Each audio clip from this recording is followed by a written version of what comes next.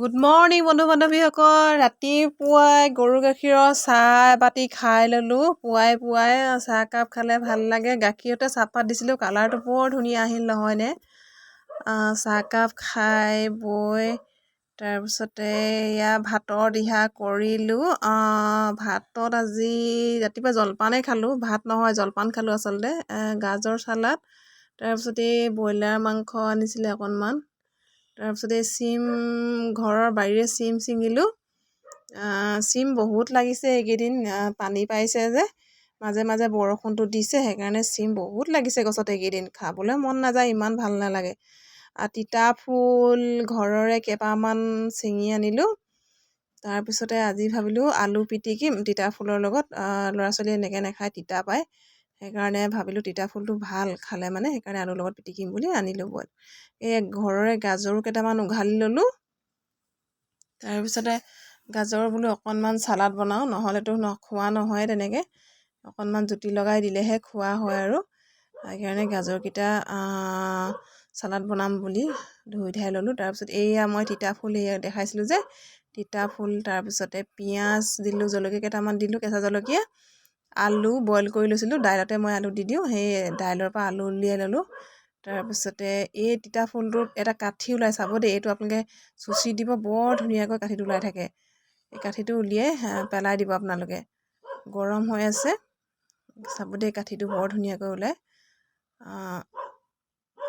মই সেই আলুৰ লগত এতিয়া পিটিকিম তিতা ফুলখিনি। তিতা ফুল খাবচোন আপোনালোকে, স্বাস্থ্যৰ কাৰণেও, কিবা কিবি বেমাৰৰ কাৰণেও ভাল দেই। এইটো মই কাঠিটো উলিয়াই পেলাইছোঁ, দেখিছেনে ধুনীয়াকৈ কাঠিটো ওলাই গৈছে, বৰ ধুনীয়াকৈ।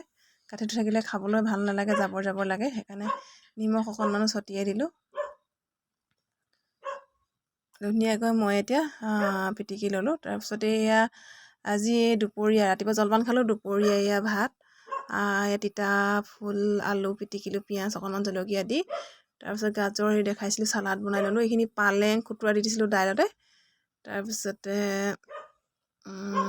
এই উৰহি আৰু আলু ভাজিলোঁ, তেনেকৈ খাম আৰু আজি দুপৰীয়া।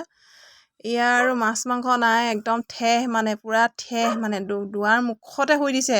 তাৰ নিজৰ শুবলৈ জেগা আছে, তাত নহয় মানে। মাছ মাংস নাই, ভাত নাখায়, সুদা ভাত দিলে ভাতেই নাখায়। অকণমান হ'লেও মানে গোন্ধ অকণমান হ'লেও তাক লাগেই মানে। একদম কেনেকৈ ঠেহ পাতি দেখিছেনে? ঠেহডাল নক'ব আৰু একদম। তাৰ এইটো বিচনা এখন, এইখন ব্লেংকেট একদম ঘুলুকি মুলুকি লাড্ডু কৰি পেলালে। তাৰ গাত দি দিলেও সি কি কৰে, ৰাতি আৰু আঁতৰাই বিচনাখনতে ঘুলুকি শুব। ছোৱালীকেইজনীয়ে মৰমতে তাইক ব্লেংকেটখন দি দিয়ে গাত, নাই, তাৰ খচকি মচকি গোটেই ব্লেংকেটখন লাডু কৰি পেলাব। তাৰপিছত গাত নলয় আৰু। এতিয়া ঠেহ মানে, একদম মানুহ অহা যোৱা ৰাস্তাত শুই দিছে। তাক মানে মাছ মাংস অকণমান গোন্ধ লাগে, আজি সুদা ভাত খোৱাই নাই সি। এনেকুৱা বদমাছ নহয়, চব বুজি পায়। এতিয়া কাণখন হিলাই আছে, কিবা এটা ক'লে একদম এই উঠি ল'ব। কাণখন দেখিছেনে কেনেকৈ হিলাই আছে, দেখিছেনে? মানে মই গালি পাৰি আছোঁ যে সি চব বুজি পাইছে। তাৰপিছতে সন্ধিয়া লাগিলে আৰু সন্ধিয়া লাল চাহ একাপ খাই ল'লোঁ। সন্ধিয়া লাল চাহ একাপ খালে মানে মনটো ভাল লাগে। আপোনালোকে চাহ তাহ খালেনে? আজিলৈ ভিডিঅ'টো ইমানেই, বাই বাই।